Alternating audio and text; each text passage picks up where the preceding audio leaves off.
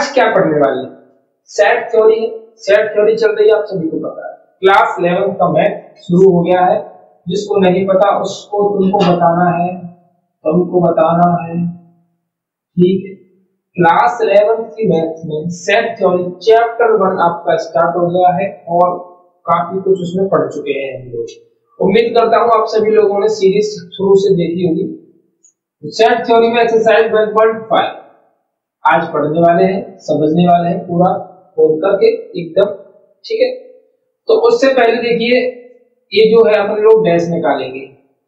अब सर ये कहोगे सर डैश निकालना आपने बताया तो नहीं सर। इससे पहले जस्ट एक मैंने पहले लेक्चर बनाया था, छोटा सा था 10-12 मिनट का, जिसमें मैंने कॉम्प्लीमेंट ऑफ सेट का कॉम्प्लीमेंट मैंने बताया था कैसे निकालते हैं डैश को। वो लेक्चर मैंने बनाया था, इसीलिए बनाया था बिल्कुल सेपरेट, जिससे आप उसको ज्यादा टाइम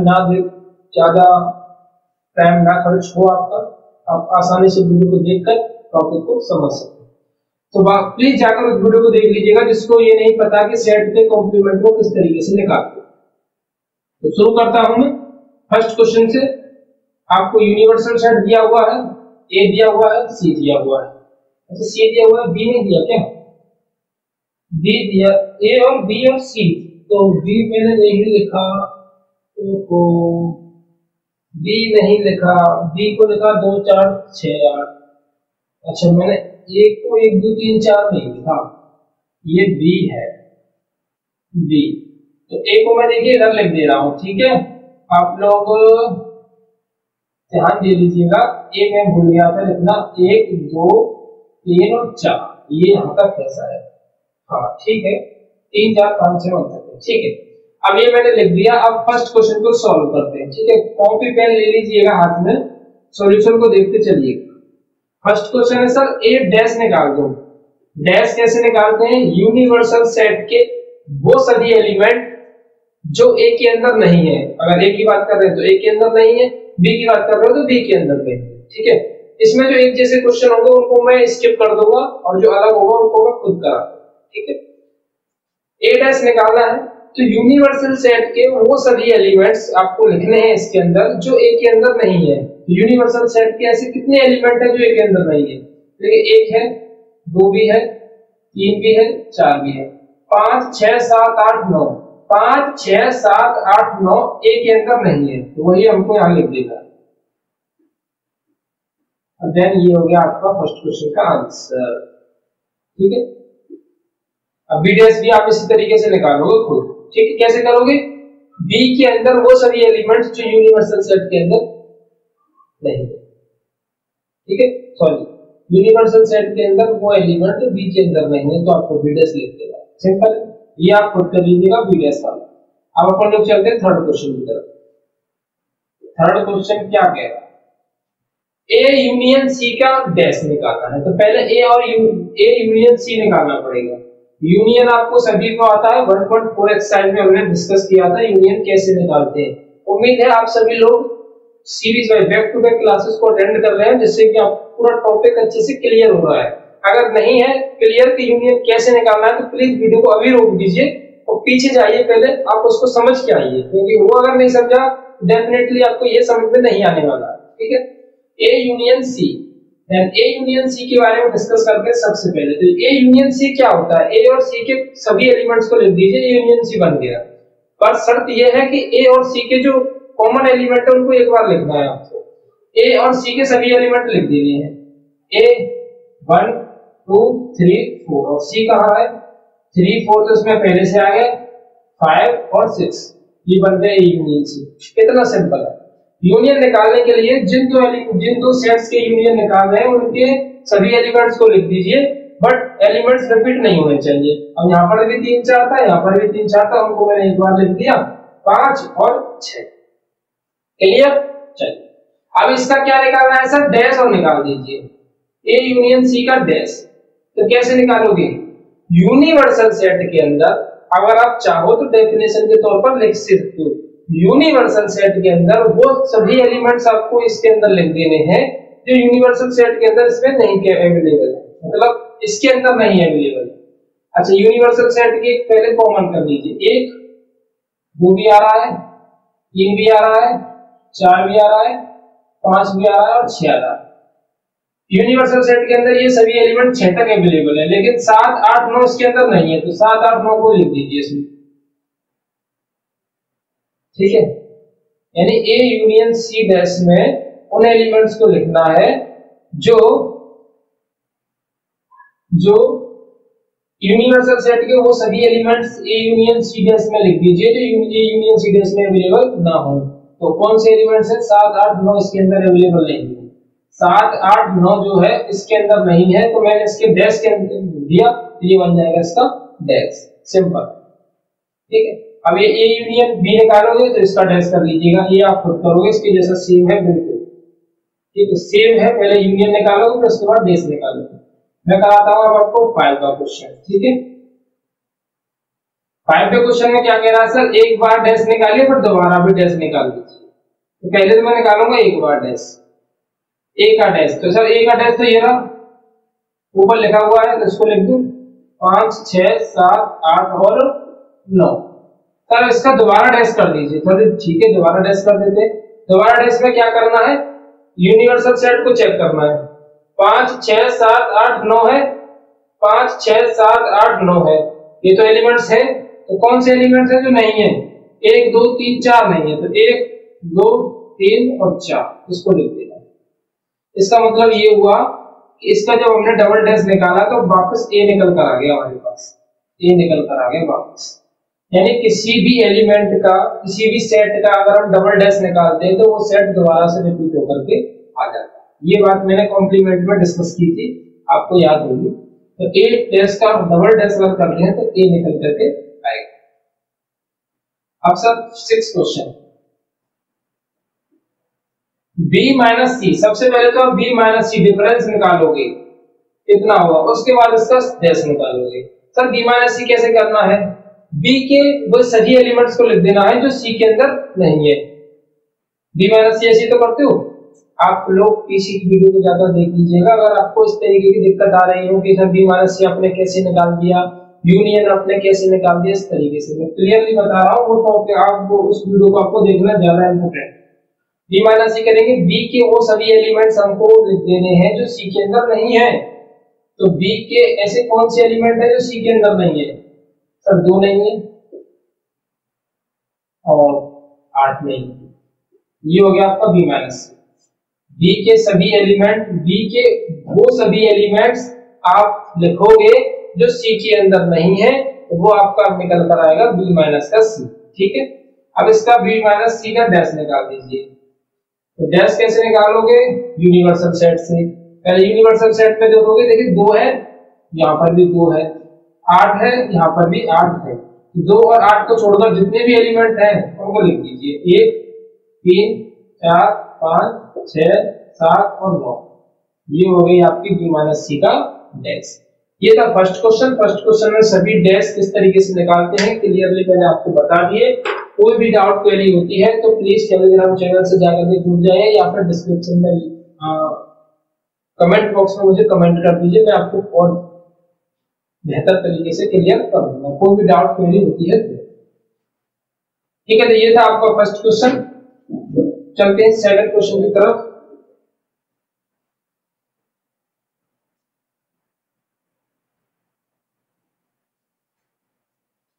सेकंड क्वेश्चन का अपन लोग देखते हैं क्या है सॉल्यूशन।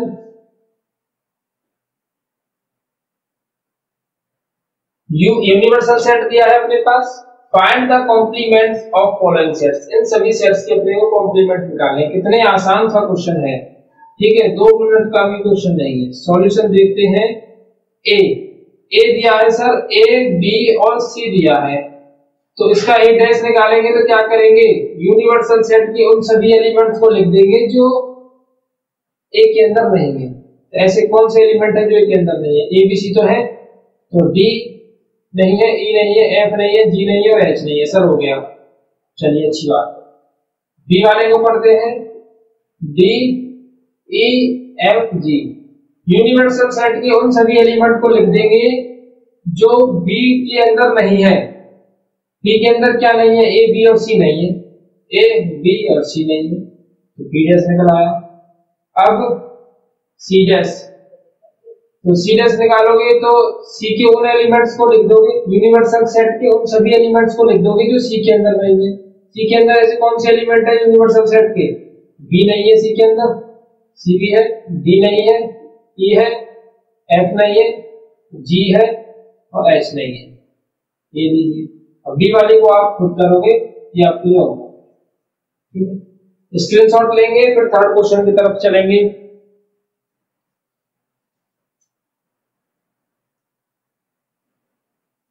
चलिए क्वेश्चन नंबर थर्ड। आप अपनी बुक भी साथ में ले लीजिएगा, क्योंकि यहाँ पर जो जिस तरीके से वर्ड को मैंने छोटा छोटा लिखा हुआ है, ज्यादा बड़ा नहीं लिखा है। ठीक है, तो आपको हो सकता है लिखने में दिक्कत हो कि क्लियरली मैं पढ़कर के वो बोल दूंगा, चिंता मत कीजिएगा। तो taking the set of natural numbers as the universal set, तो यूनिवर्सल सेट का जो अपने को लेना है वो क्या है? नेचुरल नंबर्स लेंगे। ठीक है, अब write down the complements of the following set, इन सभी सेट्स के हमको कॉम्प्लीमेंट लिखने हैं। तो उससे पहले कि कॉम्प्लीमेंट लिखने से पहले इनका पता होना चाहिए कि ये क्या क्या चीजें दी हुई हैं। फर्स्ट क्वेश्चन को लिया मैंने, x such that x even natural number. पहला क्वेश्चन है x सच दैट x क्या है? इवन नेचुरल नंबर है। मैं इसको a मान लूं तो even natural number 2 4 6 8 dot dot ऐसा चलेगा। इसका मुझे अगर ए डैश निकालना है तो क्या लिखूंगा? 2 4 6 8 को छोड़ करके 1 फिर आएगा 3 फिर आएगा 5 फिर आएगा 7 फिर आएगा 9 डॉट डॉट इस तरीके से। तो ये क्या आया है? 1 3 5 7 9 जो आए हैं वो क्या आए हैं? वो है आपके x सच दैट x और x ऑड नंबर। क्या आए हैं? ऑड नंबर्स आए। ठीक है, यही तो चीज है। ए डैश में क्या करना है कि इन कॉम्प्लीमेंट्स वाले सेट्स को लिख देना है, यानी उन सेट्स उन नंबर्स उन एलिमेंट्स को लिख देना है जो एक के अंदर नहीं है। तो 1 नहीं है, 3 नहीं है, 5 नहीं है, 7 नहीं है, 9 नहीं है, इसी तरीके से बढ़ता हुआ चलेगा यूनिवर्सल सेट के। ठीक है, तो ये क्या निकल कर आया? Odd natural numbers. उसी तरीके से सेकंड क्वेश्चन को करते हैं। तो x is odd natural number, इस वाले का क्या है? x is odd natural number. तो ऑड नेचुरल नंबर क्या होते हैं? ये होते हैं आपके। अब यूनिवर्सल सेट में से इसको b डैश को निकालना है, उन सभी एलिमेंट्स को लिखना है जो यूनिवर्सल सेट के अंदर सॉरी b के अंदर नहीं है। तो यूनिवर्सल सेट के कौन से एलिमेंट b के अंदर नहीं है? सब 2 नहीं है, 4 नहीं है, 6 नहीं है, 8 नहीं है। इसका मतलब x such that x even number क्या है? Even number. सेकंड हो गया। अब चलते हैं थर्ड की तरफ। थर्ड क्वेश्चन को देखते हैं। x such that x is positive multiple of 3, positive multiple of 3 यानी 3 के पॉजिटिव मल्टीपल लिखते हैं। सी मान लो इसको। 3 के पॉजिटिव मल्टीपल क्या होते हैं? 3 का 3 3 दूनी 6 3 3 9 3 4 12 गेटर डॉट इस तरीके से लिखना है। इसका सी डैश निकालूंगा तो क्या निकलेगा? सर 1 निकलेगा, 2 आएगा, 3 को छोड़ देंगे क्योंकि 3 इसके अंदर है, 4 आएगा, 5 आएगा, फिर 6 को छोड़ देंगे, फिर क्या आएगा? 7 आएगा, 8 आएगा, 9 को छोड़ देंगे, 10 आएगा, 11 आएगा। इसी तरीके से डॉट डॉट डॉट चलता हुआ चलेगा। इसी तरीके से चलता हुआ चलेगा। इसको अगर मैं मैथमेटिकली इस तरीके से लिखना चाहूं तो कैसे लिखेंगे? इस तरीके से लिखूंगा तो मैं यहां पर ऐसे लिखूंगा x such that x is not multiple of 3। यहाँ पर जितने भी हमको वैल्यूज प्राप्त हो रही हैं, जितनी भी मिल रही हैं, वो 3 के मल्टीपल में नहीं है। ठीक है, इसको हटा दें यहां से। अब सर फोर्थ क्वेश्चन को देखते हैं क्या कह रहा है। ये कह रहा है x such that x is a prime number। Prime numbers कौन से होते हैं आपके? 2 होता है, आपका 3 होता है, आपका 5 होता है, आपका 7 होता है, आपका 11 होता है, आपका 13 होता है, 17 होता है, इस तरीके से। ये मान लो इसको a डैश निकालूंगा तो 1 आएगा, 2 कॉमन है, 3 भी है, 4 आएगा, फिर क्या आ जाएगा? 5 नहीं आएगा, 6 आएगा, 7 नहीं आएगा, 8 आएगा, 9 आएगा, 11 नहीं आएगा, फिर क्या आएगा? 12 आ जाएगा, 10 भी आ जाएगा। 12 भी आ जाएगा, डॉट डॉट डॉट, इस तरीके से इसको करते हुए चलो। ये हो गया इसका ए डैश निकल करके आ गया। ठीक है, इतने सिंपल सिंपल से टाइप के क्वेश्चन है, पढ़ता जाना है, क्लियरली समझते जाना है। ऐसे कोई भी क्वेश्चन नहीं आ रहा है जो कि ज्यादा टफ हो कि समझने में दिक्कत देगा, या फिर ऐसा कोई कैलकुलेटिव सवाल हो, कुछ भी नहीं है। सेट थ्योरी क्वेश्चन है, लॉजिकल बेस्ड और छोटे छोटे कंसेप्ट्स के क्वेश्चन आते हैं। चलिए पांचवा क्वेश्चन लिखूं मैं। पांचवा क्वेश्चन है x such that x is divisible by 3 and 5। x एक ऐसा है, एक सेट है ऐसा जिसमें जो नंबर्स होने चाहिए यानी जो एलिमेंट्स होने चाहिए वो 3 और 5 के डिविजिबल, यानी कि 3 और 5 के मल्टीपल होंगे तो डिविजिबल हो जाएगा। 3 और 5 के से डिविजिबल होने चाहिए, 3 भी हो सकता है, 3 और 5 के हों तो यानी 3 के भी लिखने हैं, 5 के भी लिखने हैं। 3 को लिख दीजिए, 5 को लिख दीजिए, 6 लिख जाएगा, 7 नहीं आएगा, 8 नहीं आएगा, 9 आ जाएगा, 10 आ जाएगा, 11 नहीं आएगा, 12 आ जाएगा, 13 नहीं आएगा, 14 नहीं आएगा, 15 आ जाएगा, 16 नहीं आएगा, 17 नहीं आएगा, 18 आ जाएगा। इस तरीके से ऐसे लिखते चलेंगे, 3 और 5 के मल्टीपल्स को लिखते चलेंगे। तो इसका अगर डैश निकालूंगा तो 3 और 5 के मल्टीपल को छोड़ करके सभी वैल्यूज को लिख दीजिए, क्योंकि यूनिवर्सल सेट तो हमारा नेचुरल नंबर का है ना, तो नेचुरल नंबर में तो सभी आ रहे हैं। तो 3 और 5 के डिविजिबल है, 3 और 5 के जो मल्टीपल है उनको छोड़ करके बाकी के सबको लिख दीजिए। तो 1 को लिख दीजिए, 3 को छोड़ दीजिए, 2 को लिख दीजिए, 3 को छोड़ दीजिए, 4 को लिख दीजिए, 5 को छोड़ दीजिए, 6 को छोड़ दीजिए, 7 को लिख दीजिए, 8 को लिख दीजिए, डॉट डॉट डॉट, इस तरीके से। या फिर मैं इसको ऐसे लिख दूं, a dash x such that x is not divisible by 3 and 5, इस तरीके से। यानी x क्या है, a dash जो नया निकलेगा वो x एक ऐसी वैल्यू निकल करके आ रही है जो 3 और 5 से डिविजिबल नहीं होनी चाहिए। क्लियर? चलिए नेक्स्ट टॉपिक पर चलो, नेक्स्ट क्वेश्चन पर। नेक्स्ट क्वेश्चन है अपना x such that x is a perfect square। x क्या है, यानी x यहाँ पर एक मैं b मान लेता हूँ इसको।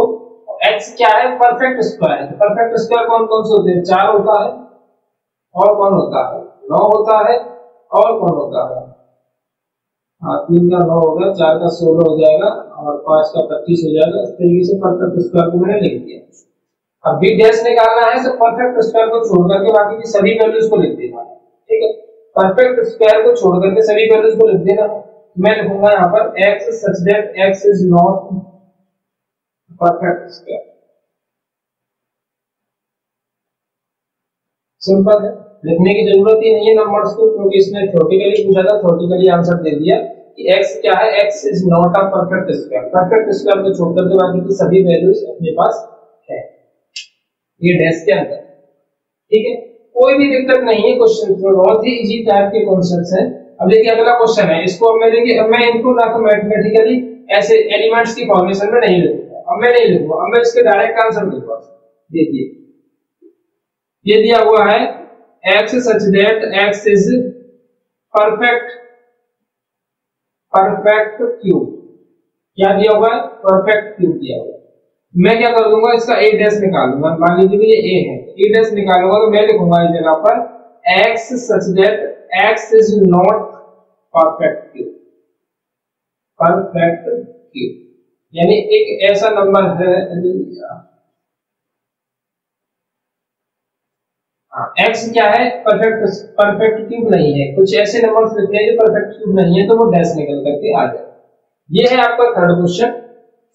और इसी तरीके के क्वेश्चन एक दो और दिए हुए हैं, मैंने 7 क्वेश्चन करा दिए, 9-10 दिए हुए हैं, तो आप खुद कर लीजिए। थर्ड क्वेश्चन है, प्लीज इसका स्क्रीनशॉट लीजिए। कोई भी डाउट क्वेरी आए तो प्लीज कमेंट बॉक्स में कमेंट कर दीजिएगा। टेलीग्राम चैनल से जुड़ जाइए, वहां पर आप मुझे बात कर सकते हो कॉन्सेप्ट से रिगार्डिंग। अब है अपना क्वेश्चन नंबर 4। देखिए सॉल्यूशन देखते हैं, क्वेश्चन क्या है पहले उसको पढ़ लीजिए एक बार। यूनिवर्सल सेट दिया हुआ है, ए दिया हुआ है और बी दिया हुआ है। एक दो सेट दिए हुए हैं, एक यूनिवर्सल सेट है। वेरीफाई करने हैं इन सभी को। फर्स्ट क्वेश्चन को पकड़ते हैं और सॉल्व करने की कोशिश करते हैं। यानी फर्स्ट क्वेश्चन में क्या है, ए यूनियन बी का होल डैश है और A dash intersection B dash.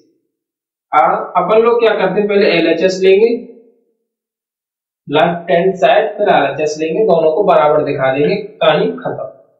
तो पहले A यूनियन B निकालते हैं। तो सर A यूनियन B तो अभी तक सभी लोगों ने निकाल भी लिया होगा, होशियार बच्चों। तो A यूनियन B, दोनों A और B के एलिमेंट्स को लिख दीजिए, कोई भी एलिमेंट रिपीट नहीं होना चाहिए, सभी एलिमेंट्स को लिख दीजिए। 2 हो गया, 4 हो गया, 3 हो गया, 6 हो गया, 5 हो गया, 7 हो गया, 8 हो गया।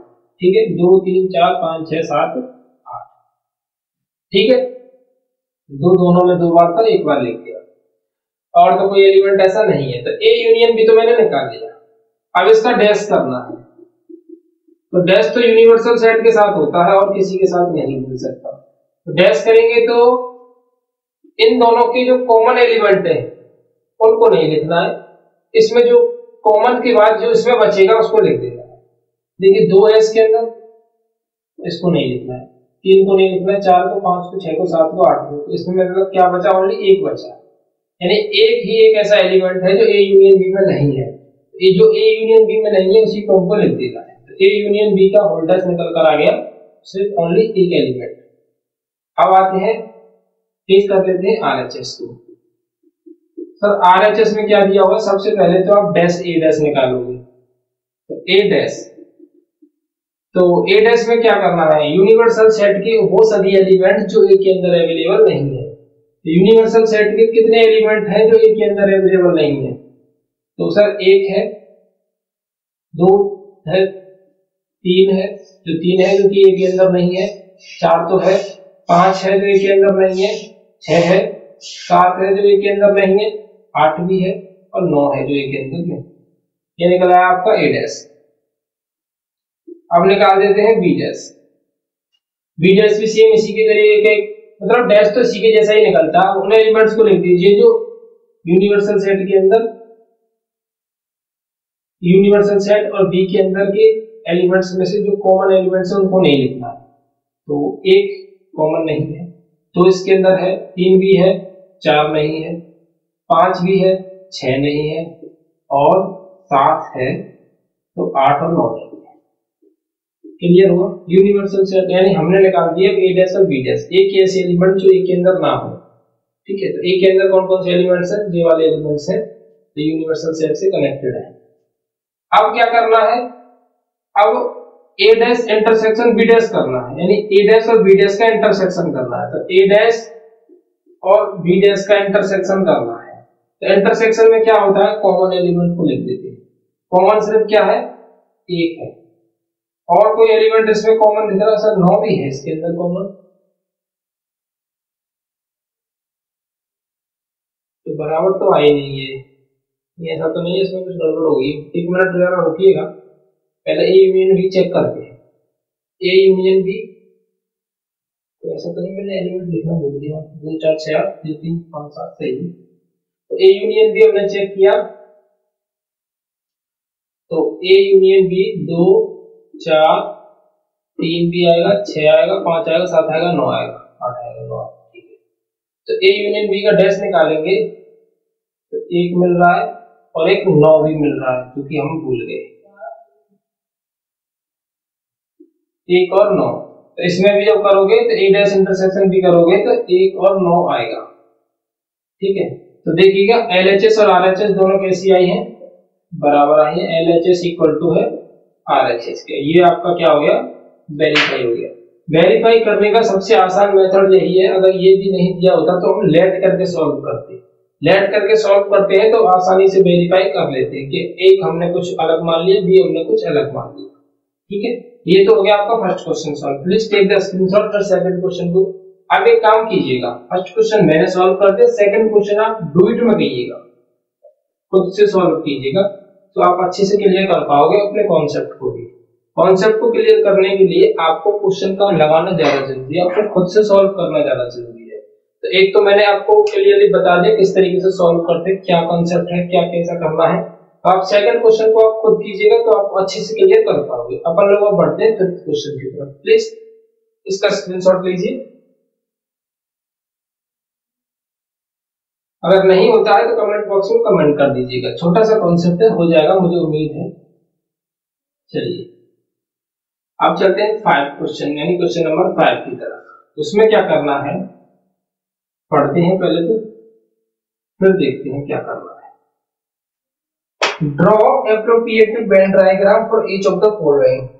हमको 5वें क्वेश्चन के अंदर क्या करना है, draw the Venn diagram, draw the Venn diagram. हमको वेन डायग्राम ड्रॉ करने हैं। पहला क्वेश्चन है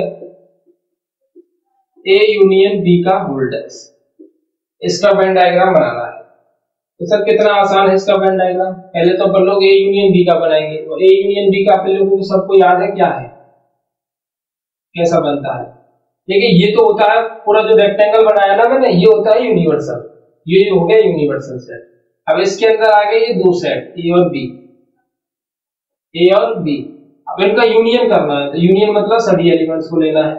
ये तो हो गया ए यूनियन बी का, ये तो हो गया ए यूनियन बी का। अब मुझे इसका डैश चाहिए, तो डैश में क्या होता है, डैश में क्या होता है, यूनिवर्सल सेट के उन सभी एलिमेंट्स को लिख देते हैं जो ए यूनियन बी के अंदर नहीं हो। तो ऐसे कौन से एलिमेंट है जो यूनियन बी के अंदर नहीं है, सर बाहर वाला हिस्सा है जो कि यूनियन बी के अंदर नहीं ड्रॉ किया जा रहा है। ये जो बाहर वाला हिस्सा दिया हुआ है ना, ठीक से समझिएगा, एक ही बार में क्लियर हो जाएगा।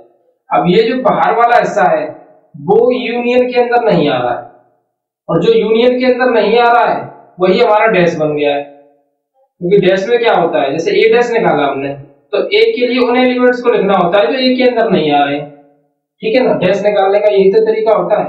अब ये तो है आपका यूनिवर्सल सेट, उसके यूनिवर्सल सेट के उन सभी एलिमेंट्स को मैंने ड्रॉ कर दिया है जो ए और बी के अंदर नहीं है, ए और बी के अंदर नहीं है। तो ये हो गया आपका ए यूनियन बी का फुल डैश का डायग्राम। प्लीज ड्रॉ कीजिए, कर लीजिए। बहुत ही अच्छी तरीके से क्लियर हुआ है ये टॉपिक। पहले निकाला था ए यूनियन बी, मैंने ए यूनियन बी इसीलिए निकाला जिससे आपको ये वाला समझ में आ सके। पहले ए यूनियन बी, अब ए यूनियन बी में क्या है, उन सभी एलिमेंट्स को ले लिया मैंने। अब डैश निकालना है, तो डैश में क्या होता है, ए यूनियन बी के डैश में ए यूनियन बी के एलिमेंट्स को ही छोड़ना होता है। जैसे मैं निकालता हूं ए दिया है ये वाला, जब मैं ए डैश निकालता हूं तो इनके एलिमेंट्स को छोड़ना पड़ता है, यही एलिमेंट्स मुझे छोड़ने पड़ते हैं।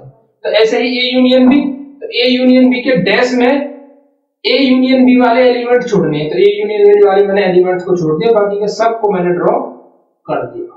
ये तो हो गया ए यूनियन बी का होल डैश का ग्राफ, वेन डायग्राम। सेकंड को करते हैं। सेकंड क्या है, ए डैश इंटरसेक्शन बी डैश, ए डैश इंटरसेक्शन बी डैश। ठीक है, मैं इसको मिटा रहा हूं, मैं इनके अलग अलग ग्राफ बना के, अलग अलग डायग्राम बना के समझा रहा हूं। आपको चाहूं तो मैं इसको एक ही बार में बना सकता हूं, ठीक है। अलग अलग इसलिए समझा रहा हूं जिससे आपको समझ में आ जाए कॉन्सेप्ट क्या है, जिसे आप खुद कर पाओ।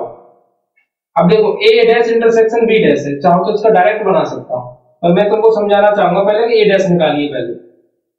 पहले ए डैश, तो ए डैश में क्या होता है, ए के एलिमेंट्स को छोड़कर बाकी के यूनिवर्सल सेट के सभी एलिमेंट्स आएंगे, सभी एलिमेंट्स आएंगे, बस ए डैश को छोड़ देना।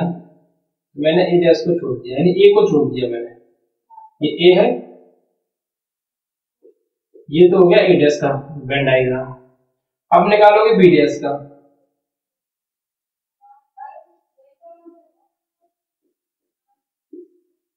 ये हो गया बी डैश का, ठीक है, ये हो गया बी डैश का वेन डायग्राम। सर ए डैश का वेन डायग्राम बना लिया, बी डैश का वेन डायग्राम बना लिया।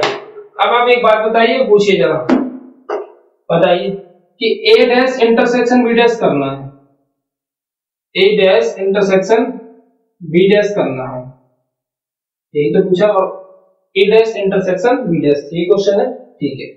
तो ए डैश और बी डैश इनका इंटरसेक्शन करना है। इंटरसेक्शन क्या होता है, हमेशा कॉमन वैल्यू ले जाती है इंटरसेक्शन में, ये आपको याद है। इंटरसेक्शन में क्या लेते हैं, कॉमन। तो इन दोनों में कॉमन कितना है, कौन बताएगा, इन दोनों में कॉमन क्या, देखिए इन दोनों में कॉमन ये वाला हिस्सा है जो कि इसमें भी आ रहा है और इसमें भी आ रहा है। तो इन दोनों में कॉमन क्या है, जो बाहर वाला हिस्सा है ना, वो ए को छोड़कर और बी को छोड़कर जितना भी बाहर का हिस्सा है वो सब कॉमन है। ए को छोड़कर बी को छोड़कर बाहर वाला हिस्सा सभी कॉमन है।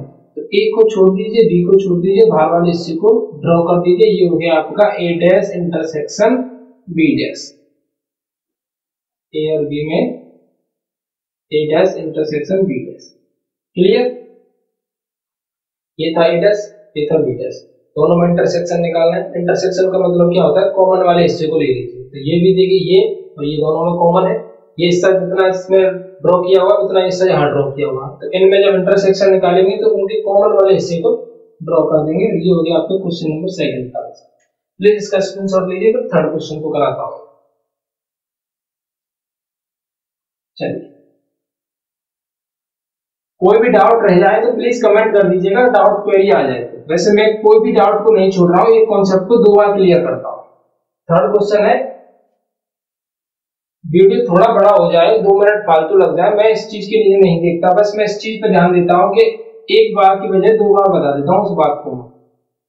वैसे देखी जाए तो ऑनलाइन प्लेटफॉर्म पर एक बात को डबल रिपीट करना ज्यादा बेहतर नहीं होता। उससे बेहतर ये होता है कि एक बार जो बात कही है उसको वीडियो को दोबारा रिवाइंड करके देख लीजिए। एक वीडियो के अंदर अगर 2-3 बार वही बात कही जाए तो थोड़ा सा ऑड लगता है,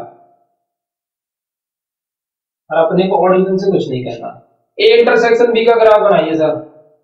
तो ए इंटरसेक्शन बी का तो आप सभी लोगों को सभी याद है, जब हमने वेन डायग्राम पढ़े थे तो ए इंटरसेक्शन बी ये होता है,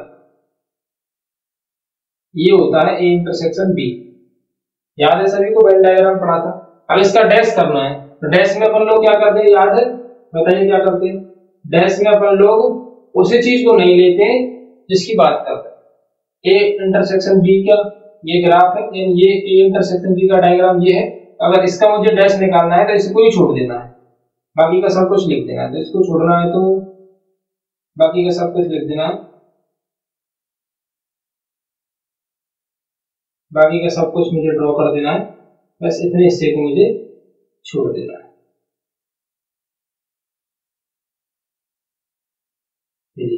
इतने हिस्से को बीच वाले को छोड़ दिया, ए इंटरसेक्शन बी का फुल डैश निकल करके आ गया। चलिए फोर्थ क्वेश्चन देखते हैं, ए डैश यूनियन बी डैश। ये आप खुद करोगे जिससे कि आपको भी समझ में आए टॉपिक क्या है। 3 मैंने करा दिए, एक क्वेश्चन आप खुद करने की कोशिश कीजिएगा, देखते हैं कहां तक आपका दिमाग चलता है, कितना क्वेश्चन आप सॉल्व कर पाते। पर चलते हैं अपन लोग छठे क्वेश्चन पर, क्वेश्चन नंबर 6 पर। हटा दो इसको, ये करोगे आप खुद लोग, ठीक है? ये खुद करना है। ए डैश निकालना है, ई डैश का ग्राफ अलग बनाइएगा, बी डैश का ग्राफ अलग बनाइएगा, फिर इनको यूनियन कर दीजिएगा, आंसर आ जाएगा एक ही बार में, झटके में आंसर आ जाएगा। और आप भी कहोगे सर मजा आ गया, एकदम कॉन्सेप्ट क्लियर हो गया। और आप लोग खुद करने की कोशिश जरूर कीजिएगा। छठवां क्वेश्चन डिस्कस करते हैं, फिर लास्ट क्वेश्चन रह जाएगा क्वेश्चन नंबर 7। ज्यादा देर नहीं हुआ होगा अभी, हमको 20-25 मिनट लगभग हुआ होगा। Let you be the set of all triangle, you the set of all triangle in the plane x such that x is the set of all triangles in the plane। Plane के अंदर क्या है, एक समतल के अंदर triangles का set है सभी। अब क्या दिया हुआ, if a is the set, a क्या है, x such that x the set of all triangle, the set of all triangle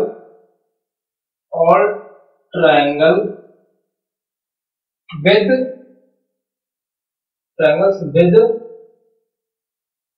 at least आ गया इसमें, याद रखिएगा, at least one angle, इस चीज को ध्यान रखिएगा, one angle different from 60 degree. कितना अच्छा सा टॉपिक मंगा है। अब इसने व्हाट इज ए डैश पूछा था। ए डैश में अपन लोग क्या लिखते हैं, याद है सभी को? ए डैश में अपन लोग क्या लिखते हैं,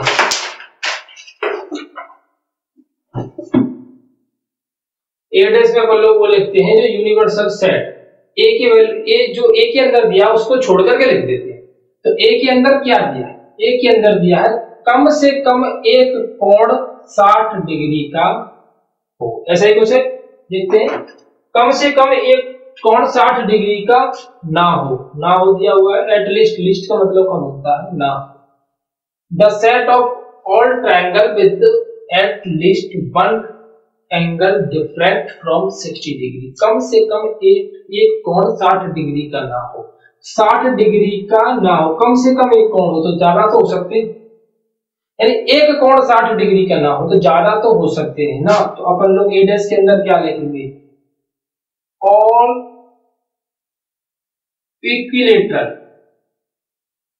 ट्रायंगल, यही अपना आंसर बन जाएगा, क्योंकि इक्विलेटरल ट्रायंगल में तो 60 के कोण से ज्यादा होता है, तीन एंगल 60 के होते हैं, सभी एंगल्स के बारे में बात चलेगी। तो एक्स एक्स तो ऑल ट्रायंगल्स है तो उसके बारे में तो बात नहीं है, इसका ए डैश निकालना है तो 60 डिग्री का नहीं होना चाहिए था, तो 60 डिग्री के और सभी ट्रायंगल्स इक्विलेटरल ट्रायंगल्स को हम इसके अंदर पुट कर देंगे तो अपना आंसर इसके अंदर निकल करके आ जाएगा, ठीक है। क्योंकि ये पूछ रहा है एक 60 का ना हो, हमारे इक्विलेटरल ट्रायंगल में कितने एंगल होते हैं जो 60 के होते हैं, सब इक्विलेटरल ट्रायंगल तो सबराही 60 का होता है, सबराही 60 का होता है, इक्विलेटरल ट्रायंगल इसका आंसर हो गया। प्लीज इसका स्क्रीनशॉट लेंगे तो क्वेश्चन नंबर नेक्स्ट की तरफ चलेंगे। 7, क्वेश्चन नंबर 7 को देखते हैं, बहुत छोटा सा टॉपिक था, कोई ज्यादा टफ क्वेश्चन नहीं था।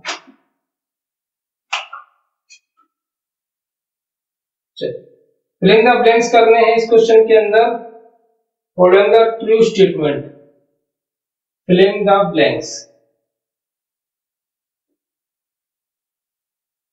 ऑफ द फॉलोइंग है, ट्रू स्टेटमेंट में लिख दे रहा हूं, इसके अंदर कुछ नहीं है, छोटा सा क्वेश्चन है। ए यूनियन ए डैश क्या होगा, फाई डैश इंटरसेक्शन ए क्या होगा। थर्ड क्वेश्चन है ए इंटरसेक्शन ए डैश क्या होगा, और फोर्थ क्वेश्चन है यूनियन का डैश इंटरसेक्शन ए क्या होगा। सर ये सभी क्वेश्चन दिए हुए हैं, ए यूनियन ए डैश, तो sir A union A dash क्या होता है, ए का यूनियन का ए डैश का क्या होता है, तो सर हमारा निकलता है ये यूनिवर्सल सेट, क्या निकलेगा यूनिवर्सल सेट। सर कैसे हुआ, अब ये समझाना बेहतर है कि कैसे हुआ। अच्छा एक मैं बात बताऊं आपको, क्या एक बात बताऊं मैं, कौन सा गाना है ना, एक बात बताऊं तो कौन है, बी प्राक, तो यूनिवर्सल सेट लिख लिया मैंने, कुछ भी ऐसा कुछ वैसे दिया नहीं है, इसको एक्सप्लेनेशन में थोड़ा सा मान लेते हैं। अब एक ए ले लिया मैंने, ठीक है, मैंने लिया 2 3 4 ए, तो पहले आप निकालो ए डैश, निकालो ए डैश, कितना निकलेगा इसका, सर ए डैश निकलेगा 1 5 6 निकला।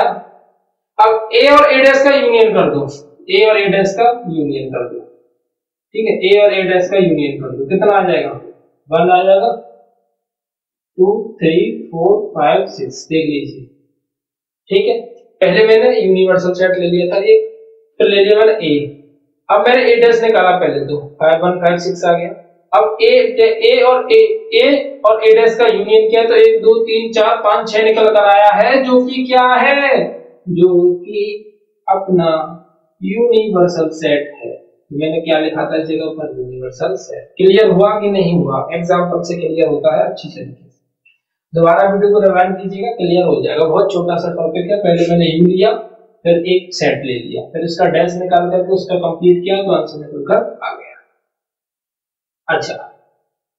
अच्छा सर अब बताइएगा फाई डैश क्या, फाई का डैश निकालना, फाई क्या होता है, नल सेट होता है, क्योंकि खाली होता है, फाई से कोई मतलब है ही नहीं। तो फाई डैश है तो फिर इंटरसेक्शन ए के साथ करना है, तो क्या होगा, फिर तो एक ही बचेगा, फिर तो कुछ बचना ही नहीं, ठीक है। फिर क्या बचेगा, ए ही बचेगा, क्योंकि फाई तो कुछ होता ही नहीं है। फाई क्या होता है, फाई किससे डिनोट किया जाता है, फाई डिनोट किया जाता है नल सेट से, जिसके अंदर कुछ भी ना हो। उसका अगर मैं डैश निकालूं, तो क्या निकल कर आएगा, फाई डैश का क्या निकाला, कुछ भी नहीं। अगर फाई डैश का डैश निकालना है, कॉमन वाले एलिमेंट्स का पूरा यूनिवर्सल सेट निकल कर आएगा, टोटल एलिमेंट्स यूनिवर्सल सेट के निकल कर आएंगे, और उसका ए के साथ में इंटरसेक्शन करूंगा तो ए ही निकल करके आएगा। क्या निकल कर आएगा, ए ही निकल करके आएगा, ठीक है। अच्छा ये समझ में आया कि नहीं आया, पहले तो ये बताइए सर, क्लियर नहीं हुआ, तो क्लियर कैसे करें फिर इसको, क्लियर कैसे करें? चलिए कुछ एग्जांपल लेकर के क्लियर करने की कोशिश करते हैं। फाइव तो सर नल सेट होता है, कुछ भी नहीं है इसके अंदर। एक यूनिवर्सल ले लिया मैंने 1 2 3 4 तक, बहुत है इतना ही। एक ले लिया मैंने 1 और 2, ठीक है। तो पहले 5 डैश निकाल लो। 5 डैश अगर यूनिवर्सल डैश कब निकाला जाता है? डैश होता है यूनिवर्सल के साथ, तो 2.5 डैश निकालोगे तो आपको लिखना पड़ेगा 1 2 3 4, यही सब निकल कर आ जाएगा। अब 5 डैश का इंटरसेक्शन करोगे इसके साथ में, 5 डैश का इंटरसेक्शन करोगे ए के साथ में, सर कितना आएगा? 1 और 2 आएगा। और 1 और 2 क्या है सर? ए ही तो है और क्या है। अब बताइए क्लियर हुआ कि नहीं हुआ? मतलब एग्जांपल नहीं समझा देता तब तक क्लियर नहीं होता कॉन्सेप्ट, ये तो निश्चित है। तो अब तो समझ में आ गया, क्लियर हुआ? चलिए बहुत अच्छे, अगर क्लियर हुआ बहुत अच्छी बात है, नहीं हुआ तो एक बार रिवाइज कर लीजिएगा रिवाइज वीडियो को, तो क्लियर हो जाएगा। अच्छा सर, अब क्या है, किस टॉपिक पर चल रहे हैं? ए वाले पर, ठीक है। थर्ड क्वेश्चन, हाँ अब इस वाले क्वेश्चन को कर लेते हैं सर। ए और A dash, A intersection A dash, sir इस ये क्या होगा? चलिए यूनिवर्सल सेट ले लीजिए, 1 2 3 4 5 ले लिए, मुझे नहीं पता क्या होगा। अब ए ले लेते हैं सर, एक ले लिया 1 और 2, पहले निकालूंगा ए डैश, निकाल दीजिए ए डैश, कितना आएगा? 3 4 5। ए डैश कैसे निकालते हैं सबको पता है ना डैश, अब बार बार मुझे नहीं बताना भाई ए डैश कैसे निकालते हैं। सर ए डैश निकाल दिया, ठीक है। अब ए और ए डैश का इंटरसेक्शन करना है, ए और ए डैश का इंटरसेक्शन करना है, तो क्या निकल कर आ रहा है सर? हाँ, ए और ए डैश के इंटरसेक्शन तो कुछ नहीं निकला, इसका मतलब ये तो 5 हो गया, नल हो गया भाई, खाली हो गया, इनाम खाली चलेगी सर, पैसा बर्बाद चलेगा। क्या लिख दूं? 5, क्योंकि इसमें कुछ कॉमन ही नहीं मिला मेरे भाई, तो लिखना पड़ेगा 5 जब कॉमन नहीं मिला कुछ भी, ठीक है। तो चलिए अगला क्या है, यूनिवर्सल सेट का डैश और इंटरसेक्शन है ए के साथ, यूनिवर्सल सेट का डैश और इंटरसेक्शन है ए के साथ, सर इसको बता दीजिए। चलिए यूनिवर्सल सेट का डैश और इंटरसेक्शन है ए के साथ। अच्छा, यूनिवर्सल सेट का अगर डैश करो, ठीक, एक यूनिवर्सल सेट है, अगर मैं इसका ही डैश निकालूं तो क्या निकलेगा? क्या ही निकलेगा, ये मत कहिए क्या निकलेगा, क्या ही निकलेगा, क्योंकि ऐसा तो कुछ नहीं है, ये मान लिया, ठीक है। अच्छा, यूनिवर्सल सेट का डैश निकालो तो क्या निकलेगा सर? 5, और तो कुछ है ही नहीं, आई लिख दूंगा क्योंकि खाली ये नल सेट है, कुछ भी नहीं है, 5 के अलावा तो और कुछ हो सकता नहीं। अब यू डैश का इंटरसेक्शन अगर ए के साथ करूंगा तो क्या निकलेगा सर? क्योंकि ये भी इसके अंदर ही अवेलेबल है, तो क्या निकलेगा? 5, क्योंकि कुछ है ही नहीं। और ये इस क्वेश्चन के आंसर हो गए। क्लियर हुआ कि नहीं हुआ? तो विदा लेने का समय आ गया, विदाई का समय आ गया, जाने का वक्त हो गया, मतलब वीडियो का एंड हो गया। Exercise 1.5 complete. कहानी खत्म हुई, पैसा हजम हुए, सभी कॉन्सेप्ट समझ में आ गए। जिस किसी भी स्टूडेंट को किसी भी तरीके का डाउट रह गया हो, हाथ जोड़कर कहानी तक निवेदन है कि प्लीज वीडियो को एक बार दोबारा रिवाइंड करके देख लीजिएगा, सभी चीजें क्लियर हो जाएंगी। जब भी कहता है वो कि सब सेट थ्योरी में दिक्कत क्लियर हो रही है, कैसे समझूं, तो उसके लिए एक ट्रीटमेंट है। क्या ट्रीटमेंट है? सेट थ्योरी के फर्स्ट लेक्चर से लेकर और सेट थ्योरी के एंड तक के लेक्चर को तन मन धन तीनों चीजों को लगा करके देख मेरे भाई, समझ में एकदम आ जाएगा सीरीज के हिसाब से। हो सकता है कि तुमने बैक टू बैक क्लासेस ना ली हो, बीच से बीच क्लासेस ले रहा हो, जिससे कि दिक्कत आ रही हो समझने में। नहीं, सेट थ्योरी को मैंने इस तरीके से एक्सप्लेन किया है, इस तरीके से एक्सप्लेन किया है कि जिस तरीके से आपको कोई भी अच्छी तरीके से नहीं बता सकता। चलिए मिलते हैं अगले लेक्चर के साथ, तब तक के लिए धन्यवाद। एक छोटे से ब्रेक के बाद।